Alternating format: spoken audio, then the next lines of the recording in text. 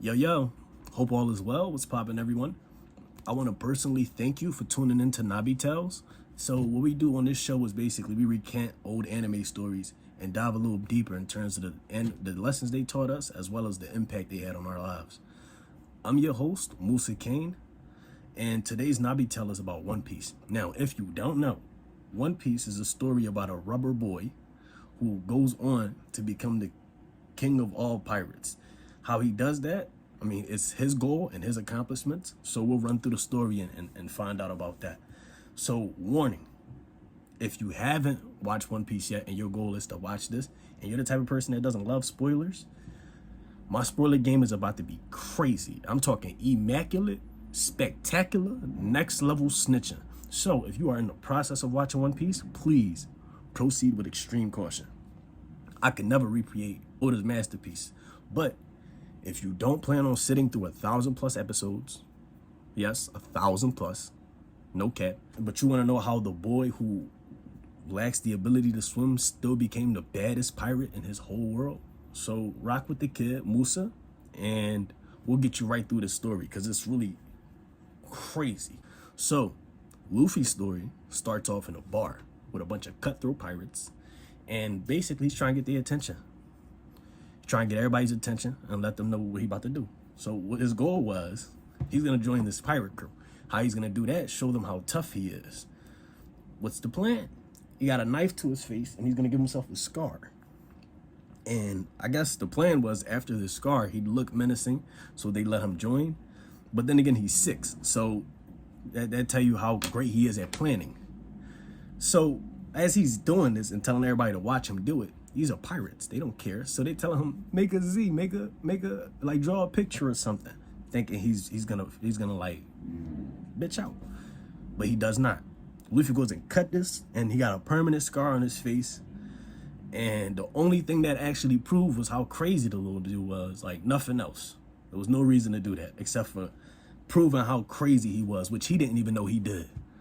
So after that, Luffy sits down with the captain of the pirates, Shanks, and Shanks is basically trying to explain to him that, yo, this isn't how you show bravery, bro. If your goal is to be brave, then you wait till you're needed in a particular situation, like where there's a problem, and then you come through. You don't create the situation for bravery and then claim you solved it just all for the sake of showing your bravery. That's not the wave. But in the process of that speech and all that game he was giving them, all Luffy heard was, I ain't finna join this crew. So he was upset. And he proceeds to binge eat throughout the whole bar. Like, he's eating everything on all the tables. He's just upset.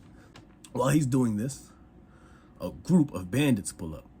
You know, these are bandits. They're not like pirates. So the difference is pirates are on land. No, pirates are on sea. So they're in the sea, and they're dealing with a whole bunch of continents and a whole bunch of things that are going on throughout the whole world. Bandits, they bad folks too, but they on land. They typically are in that area and they aren't really traveling. So these bandits pull up, negative energy, all confrontation, all smoke wanted, and the whole bar is quiet. You know, these is tough pirates. They all some bad motherfuckers on paper. So Luffy's watching this. He trying to figure out why everybody quiet. So the bandits start smack talking the bar owner. They looking at her like she crazy because she sold out of liquor. That's what happens when you got a bar full of people and they all drink and you gonna sell out. But they getting at her all type crazy. Shanks hears this as an opportunity and he circles back to basically give them a bottle. Off the strength, he breaks this bottle. The bandit leader breaks this bottle. He not feeling it. So in the midst of all this, they looking at each other like, and Shanks just laughs it off. Goes out to clean up. The bandit looking at him like, since you like cleaning, you might as well just cause a whole mess. Tell Shanks clean all that up since you like cleaning so much. And Shanks just laughs again and proceeds to clean. So the bandits looking at Shank and the whole team like they weak. They walk off. They leave. They cowards. They wussies. Don't pay them no mind. So they leave. After that, the pirates go right back to laughing. They even clowning Shanks like, yo, you really let that happen. Everybody laughing except for Luffy. He not feeling it. Like, that's corny. This what y'all do? I thought y'all was better than this. All y'all some nuts. Y'all all top tier corny. I don't want to be like none of y'all no more. So Luffy says all this and he proceeds to leave. But right before he could, Shanks grabs his arm, trying to stop him. Luffy is still walking, but his arm is with Shanks. So everybody sees that, like, what the is going on?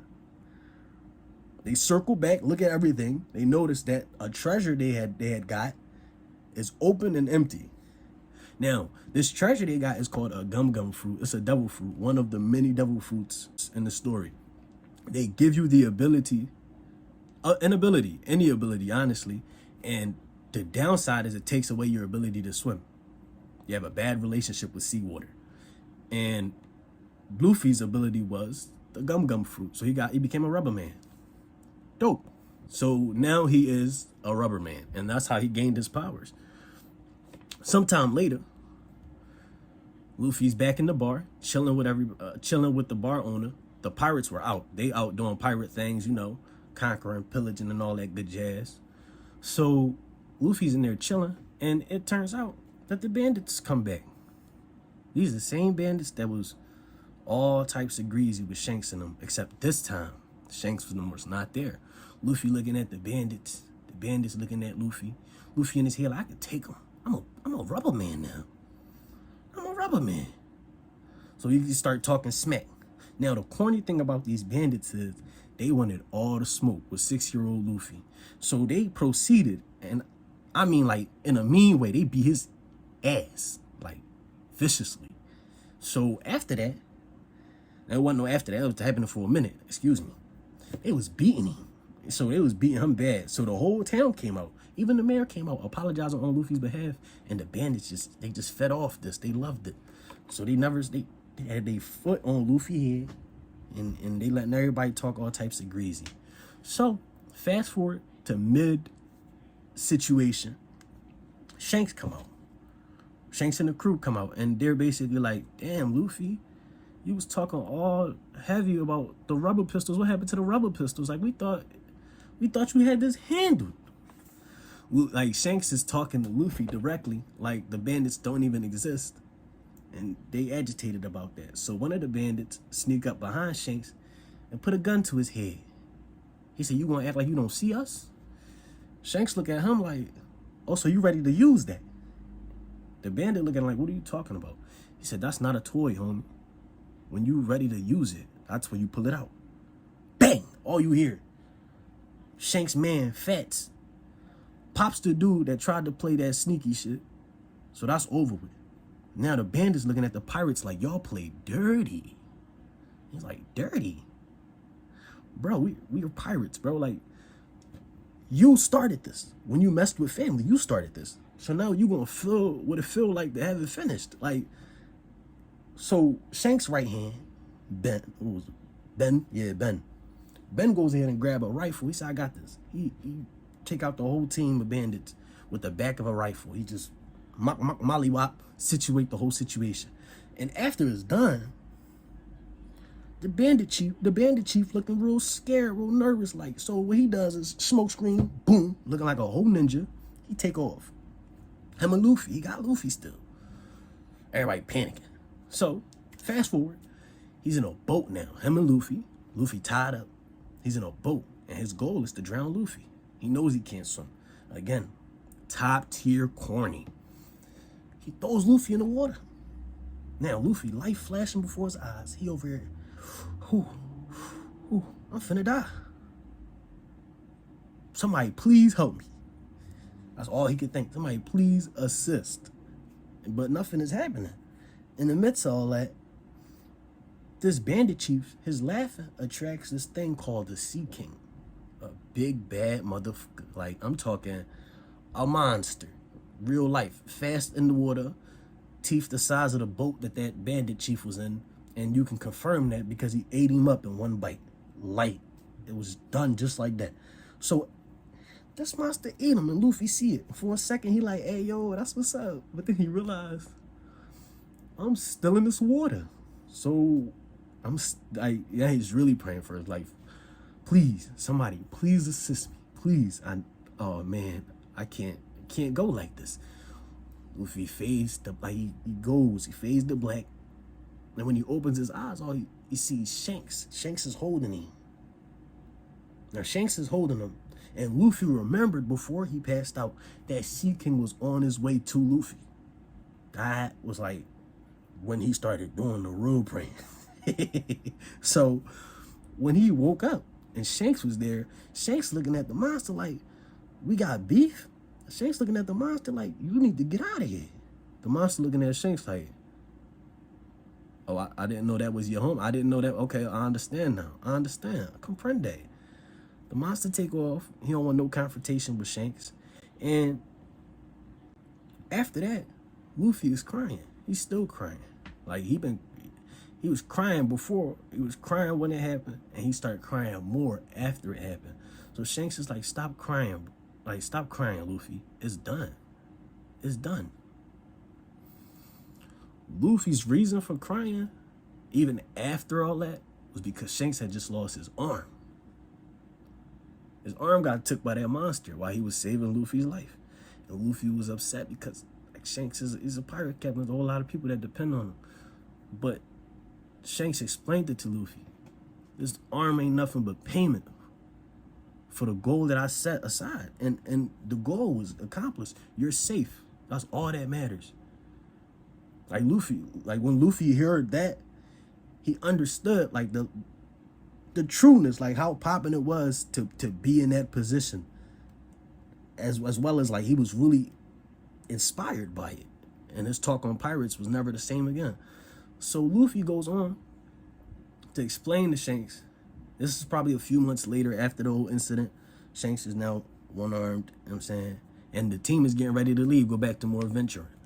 Luffy explains to him that he's super excited to be a pirate, but he doesn't want to do it on Shanks's boat no more. He's gonna go ahead and get his own ship, make his own friends, and travel the world himself. And just run it up that way. Just have fun. So when Shanks hears this, he's like, listen, that's a way better idea. How you gonna do it? He said, don't you worry about all that. We're gonna do it. It's gonna be great. It's gonna be wonderful. I'm gonna be the best of all time. I'm gonna be that guy. You know that guy you talk about all the time. The Pirate King. I'm gonna be that. When he says that, Shanks's face like lights up. He's like, Luffy, if you're serious about that goal, that particular goal, here. He takes a straw hat that he has. This is my favorite straw hat. Puts it on Luffy's head, and he tells him, bring this back to me after you've created a great crew and become one of the top pirate captains in the world.